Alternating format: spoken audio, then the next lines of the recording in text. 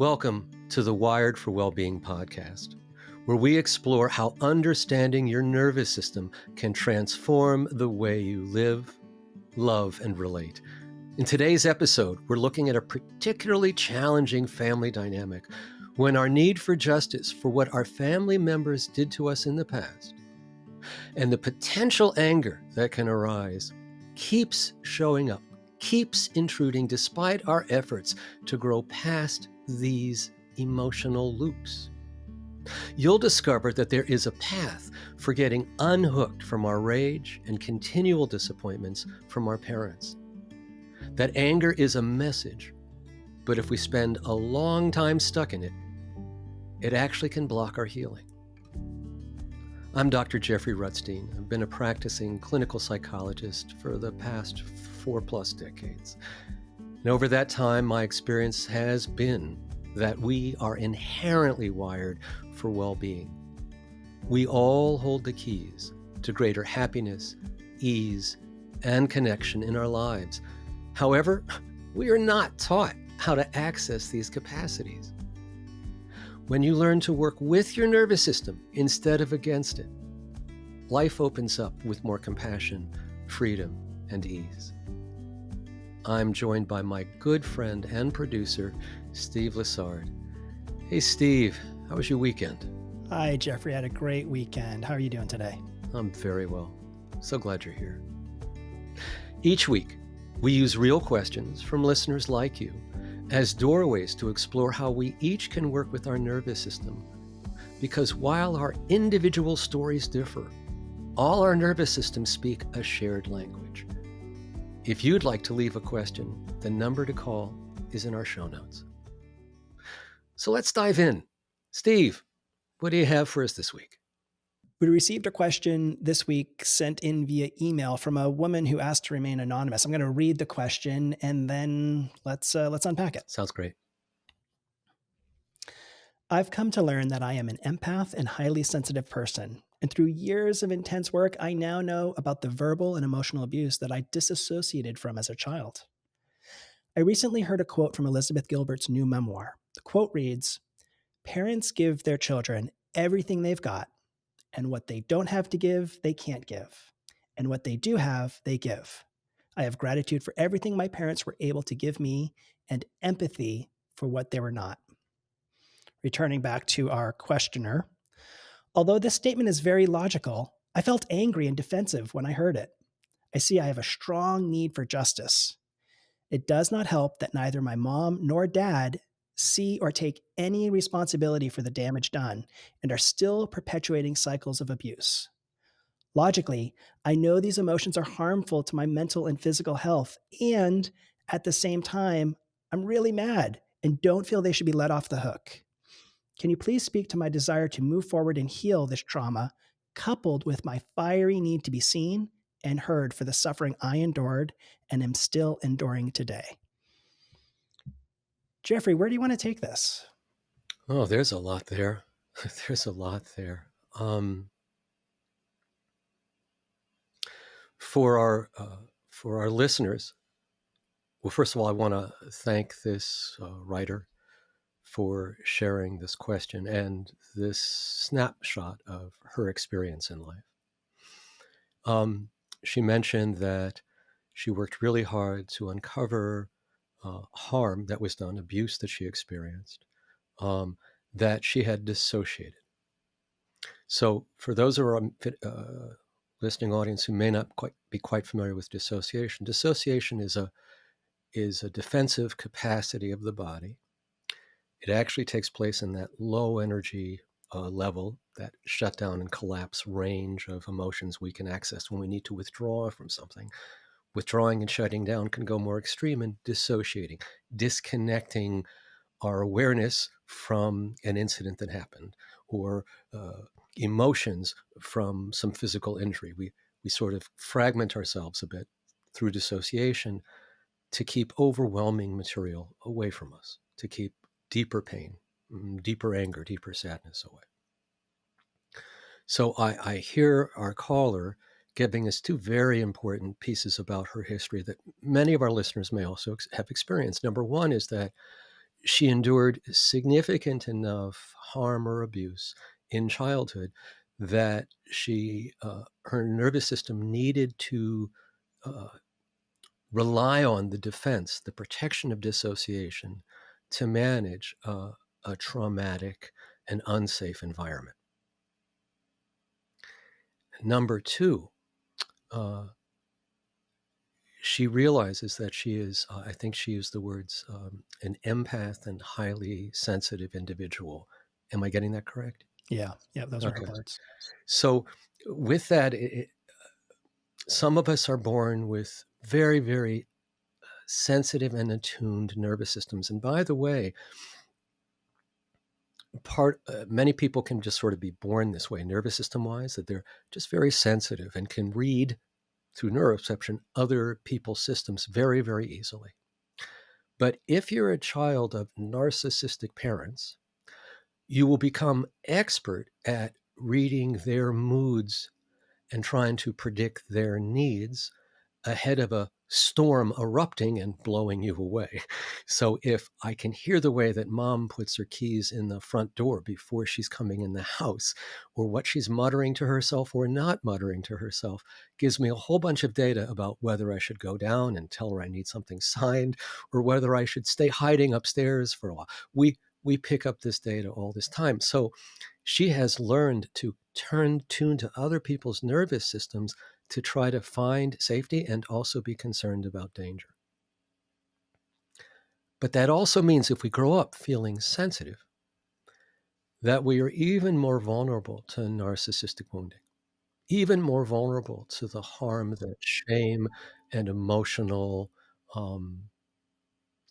abuse, neglect, or gaslighting and projecting shame, that just does levels and levels of harm to our sense of self. So, number one, I also want to express true sadness for the level of harm and aloneness that this writer experienced and grew up. So, there's so many pieces here, Steve. Where I'm sort of pulled to want to talk about next is this piece of knowing that her parents did wrong and finding that her nervous system keeps going into activation, into anger at her parents not growing up, not being accountable, not doing the right, the proper, the fair, the action of justice to own and account for what they did wrong, how they failed, how they inflicted harm, and to make some sincere acknowledgement and repair. I'm sorry I did that, and I will do my best to never do that again. And by the way, that's what each of us are owed in incidents of harm, right? Matter of fact, the whole piece of restorative justice is about trying to be able to give a sense of finding a way back after damage and wounding and conflict. But there's also kind of a trap here, right? Which is that I think she wrote that they still continue this abuse today. Yeah, that was in her question. So I always say that our emotions are a message, and they are. But we sometimes need to get curious about what exactly they're telling us, what they're trying to tell us. And in this case, I think that our writer's anger is telling us that she's acutely aware of the injustice and the harm, and then the denial of personal responsibility, which probably feels personally offensive to her and her moral character. If we do wrong, we should take ownership of that. I'm just getting on a gut level that our writer would do that, and she expects the same of others. And why shouldn't she be allowed to expect the same from her parents? And she should be. She should be, right? But the chances are is that her parents did what they did, not necessarily because they were trying to be evil or bad or mean, but because they were wounded themselves, either from their own lineage of trauma or the parenting that they didn't get, or the norms that were modeled in each of her parents' families about attachment or closeness, or where was a place for real feelings and authenticity, or did we just have to be just so to be acceptable and presentable in the family?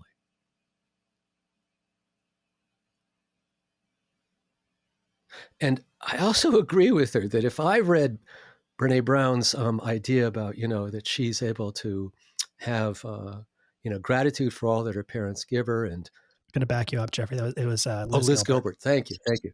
Thank you. Liz Gilbert was saying she has gratitude for all that her parents gave her.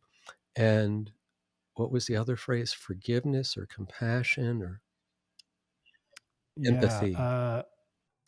They give their children everything they've got, and what they don't have to give, they can't give. And what they do have, they give. And then Liz finishes the quote that I have gratitude for everything my parents were able to give me and empathy for what they Okay. were not. That's beautiful. But that omits this whole stage of how the hell does one get to empathy, care, or compassion, right? So our nervous system doesn't want to have to spend another time jumping out of our feelings to come to some better place with our parents, right? If our writer felt that she spent her whole life subverting her needs, diminishing her selfhood, her authenticity, to put up with her parents' neediness or harmfulness or remarks, it's almost as if she keeps going back and expects a different outcome. And that's where anger can be two things at once. It can be a message and a portal towards deeper understanding and connection with ourselves and others. And it can also be a loop that can kind of keep us stuck in it, because while I've said before, state drives story, once I'm in my angry story, my story of anger keeps driving my anger. Once I've gotten to anger, I just keep rotating in the story, and the story keeps, putting wood in the fire. It keeps making me hotter and more angry. So there's something that the state of anger can actually be a comfortable place.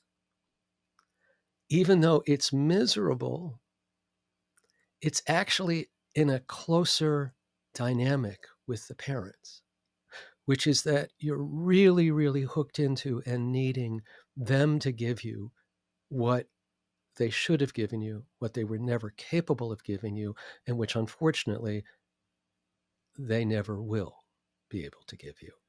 And that there's something about staying in the anger that's not letting you see the reality of the situation, that this is just how they are. And they're going to be this way no matter how clear you are, how loving you are, how angry you are, how close or distant you are. This is going to be their way of relating to the world. And as a byproduct of that, of how they're going to relate to you. So the anger, the message of anger, I'll say, is that it let me ask this a different way. Is the message of anger, hey, there's something else going on here that might help you to look into? Is that what the anger is telling us, or is there another message in that anger that I'm not understanding? So anger itself is telling me, I have observed that we become angry when we have any one of the four experiences I'm going to mention isolatedly or intertwined: disappointment, hurt, physical or emotional, something that feels massively unfair or unjust. Seems like our caller might have a lot of those. And absolutely entitled, right? Absolutely entitled to feeling all of those. Yeah. That's not made up. But there is an element that, as long as we hold on to the anger and we're in this inner struggle with our parents, even though they don't know that we are, there is still part of us hoping for a better past. I'm going to get the parents that I needed. If I have to bash a piece of wood on their head to make them understand that they really need to change, right? And it's sort of preventing a step into grief. Because grief is going back to the truth beneath the anger. Grief is coming in contact with how powerless she was to make her parents make her feel safe or loved or unconditionally welcome.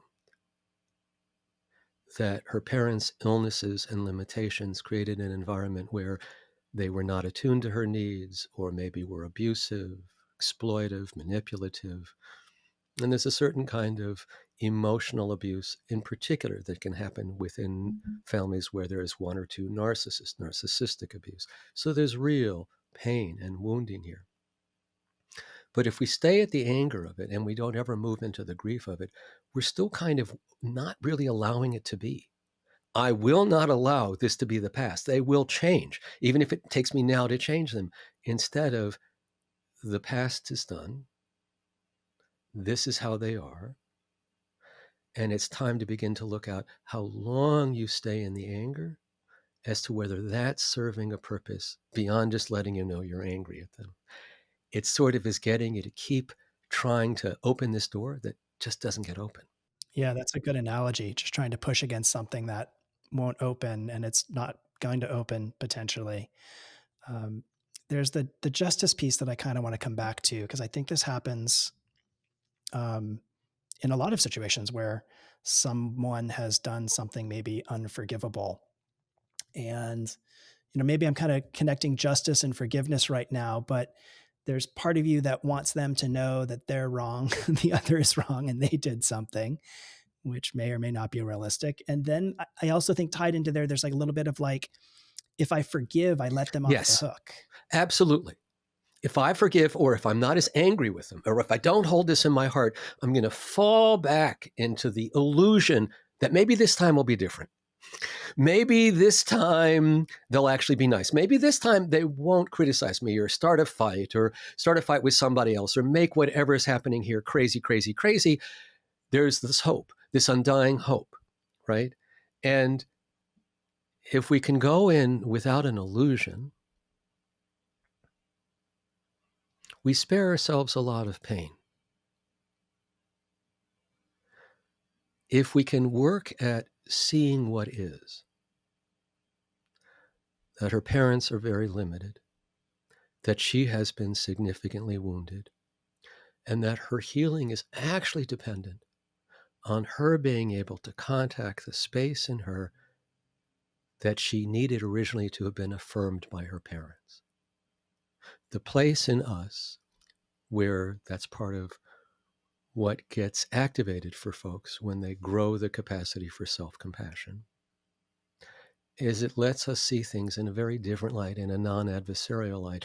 And from a place of self-compassion, I can first have compassion for the me that was brutalized or abused or made to feel insignificant or shitty. And I'm not sure how much our writer has done with that. That's a different and deeper level of work. There's understanding our trauma, working through some of the traumatic binds and memories, but a real lasting root or tendril of trauma is the way that shame kind of wraps around our basic sense of our identity. And that still plays a role, and sometimes it actually can support our staying angry, because we don't want, we feel the only way to feel better is to have our parents somehow transform. And that's kind of like drinking poison and waiting for the other person to die. It's just not going to happen. She's going to suffer tremendously. So it's never about giving up a sense of justice. It's also just about knowing that her anger is not harming them at all. And she's welcome to continue to be angry with them. But I would advise her to find ways to express it if she so wishes to them. But if she's just spinning in anger, she's right. It's not helping her. And it keeps slamming her against a wall, because she comes this impasse. I'm so angry at them, but they won't. I'm so angry at them, but they won't. All right. And again, like, how many of each of us find a situation like that with a partner, a friend, a family member, a neighbor, and we come up and then we just can't seem to find a way around the conflict. And I think that when individuals are more narcissistically oriented, meaning they have much more focus on their own needs, their own desires, on their own, how they want to be seen by others is all the focus, they're less able to have a mutual and reciprocal relationship with others. For people who are more capable of that, we can have healthier, co-regulating, nourishing relationships. But in really, again, deeply wounded narcissistic individuals, unless they're super motivated to change, they won't change. It doesn't just slip away when they're suddenly turned 62. It's like whatever age, it just stays there. I can anticipate some people listening and watching that they might be like, yeah, okay, like I get it, but let's be honest. How much am I really going to be able to do to get to that point of, Liz Gilbert's quote of having empathy for the other? And I get this sense that there might be like an all or none. Like I'm either perfect at forgiving and I'm doing all of this and it never triggers me, or it's not even worth trying. Yeah. So like, yeah, what's the Okay, first so let's step? back up. Forgiving is too far. Let's start with self-compassion. So I would have this caller take a moment to settle, make some physical contact with herself. And from that place of a little bit more settled, see if she can feel into or around this sense of injustice. And when she thinks about it, stuff is going to start happening in her body. And my guidance would be just to, if she can, pay a little attention to the aliveness of the sensations in the body with and trying to resist going back up in the mind to say the story, to go through the details of the story, because that just keeps us activated. There's a different way of understanding and moving towards the message, being with the agitation in the body, understanding that it's discomfort. Anger is usually heat, contraction, pushing, forcing. It's not necessarily a pleasant physical or psychological experience. But the interesting thing is, once we begin to just pay attention to the sensation, a very interesting thing can happen. By paying attention to it, just by getting curious and paying attention to the bare sensations that change and alter just ever so slightly, moment by moment, just doing that simple way of paying attention, just for a few moments, begins to dissipate the physical experience of anger. It will naturally begin over time, not immediately, to begin to become less intense, less hot, less pressing. The body returns towards a regulated state, feeling more safe. From that place, she can decide what's best for her nervous system. So, say there's a gathering, I don't know, the holidays are coming up, Thanksgiving, Christmas, New Year's. And so um, she could go to a point of regulation, a moment, catching her breath, eyes closing down, feeling the points of contact her body makes on the surface that's supporting it. And then as she's just feeling a little bit more settled, she could pop in the idea of joining the celebration. Just see what happens in the body. Does it open up? Does it feel excited? Does it feel like, yeah, I'm up for that? And she comes back into her body, settles again, gives herself a few moments to come back into regulation a little bit more deeply again, and then pops the opposite possibility in. What would it be like if I didn't attend the celebration? What does that feel like? And like an yes, an affirmation is some excitement, some energy coming up, some opening, yeah, that would be good, some aliveness. And no's are usually numbing, feeling slumped, de energized, burdened, exhausted. No, I'd rather do anything like get 4 root canals than go visit them for a holiday. And that's her nervous system beginning to tell her something she should pay attention to. If my nervous system is saying that strongly, I'd really decide, do I have to go? Do I have to go for the whole time? Is there a need for me to make an excuse this year? If I do have to go, are there ways that I can arrange things so I'm exposed to them less intensely, less long? Um, because otherwise, you're discarding the information of your nervous system. And we all can avoid so much pain and increase a sense of empowerment once we start learning and listening to the language of the nervous system and responding.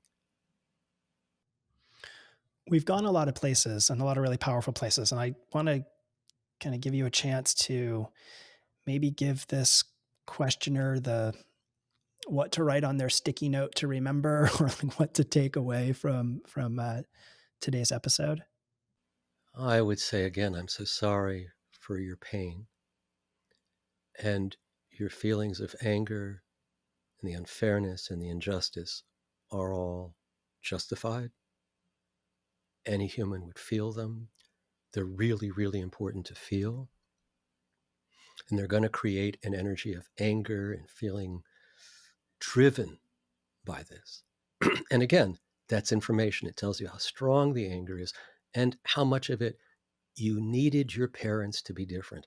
As desperate as you are now for them to own it and be different, you're an adult. I imagine you may not live with them still. You probably have a different sense of independence and power. But back then is when you really could have used them. And so you're using all of your knowledge, all of your articulation, all of your adult powers of communication and empathy and the insights that you've gotten through your deep work on yourself. You're being 1,000 times, 100,000 times more eloquent and powerful than you could have been as a child. And you can see right now that they are incapable of responding in a way that feels connected or validating or like there's love and care. So number one, that's not your fault. And number two, just begin to get curious about if the holding on to the anger and to wanting to bring them to justice becomes actually more of a diversion of your energy and focus than coming to peace in yourself. And then eventually, like you start with offering self-compassion and forgiveness to you. Forgiveness that you got hurt. Self-compassion that this has been such a loss and made you feel horrible about yourself and probably impacted relationships and self-esteem and so many aspects of life when we experience early life trauma like this. And we always take on the blame. It must be me.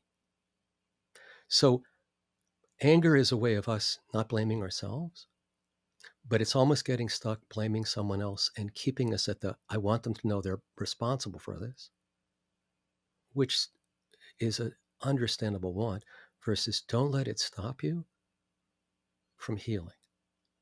Even if you get beyond the anger, they still did what they did, right? And anger and shame will tell you, stay angry.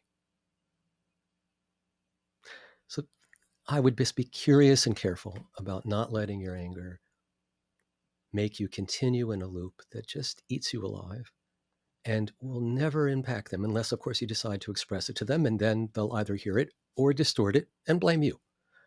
But otherwise, it's just taking this constant toll on you and your happiness, and even on a sense of what's possible now, because your body is so oriented towards this fight energy. It pulls you out of being able to comfortably feel like it's safe to be regulated. Because part of it is, I have to stay angry at them. I have to stay angry. And that energy is still part of the trauma energy in our bodies. I need to stay defensive. I need to stay dysregulated so that I can be protected. And what I'm hearing is that even though you're staying like this, it's not protecting you, because they still are finding some way to emotionally or verbally abuse you up until now. So even though you're staying vigilant, even though you're having all this pain and all this anger, they're still doing what they're doing. So I think it's also, if you want to see this, allowing or inviting you to see that no matter what you say and do, your parents do their own thing. They always were going to do their own thing. And their neglect of you and their abuse of you was their own thing. Had nothing to do with you. You just happened to be the victim, which is horrible, but it wasn't personal. It was more an expression of their pain and limitations versus anything truthful about you. There's a phrase that I wrote down that I'm going to continue to use. You said, don't let it stop you from healing. And I might say, don't let them stop you from healing. And that beautifully empowering phrase. I want to thank this person for writing in their question, and everybody else who's written in a question. But this question was, this is a very deep and vulnerable question. And I hope this offered some help to the questioner. Jeffrey, how can others send their question in? I too want to really express my appreciation and heartfelt gratitude for our caller sharing her concerns, and such an honest and vulnerable share. It's rich because while the details of each of our lives change, the pains and struggles we face are so similar. If you would like to leave a voicemail as a question for our podcast, and we'd love that, please call 866-357-5156. Or you can send an audio recording on an email, or if you can't get an audio recording on there, just a plain email to hello@drjeffreyrutstein.com. And finally, this time of year is open registration for my 9-month program that I've co-created with Sounds True, which I'm really, really proud and excited about. It's a 9-month deep dive into being able to befriend and work with your nervous system. It teaches you how to really embody a different way of being to actually change your life. If you'd like to find out more about that, please, you can go to drjeffreyrutstein.com/links, and in there will be a link to the Healing Trauma program. And of course, I want to give my gratitude as always for my friend and partner, Steve. Thank you as always for being here with me. Yeah, thank you, Jeffrey. Remember, this podcast is for informational purposes only and isn't a substitute for professional, mental, or physical health care. If you're struggling, please reach out to a qualified healthcare professional. Until next time, thank you all for being with us. Bye for now.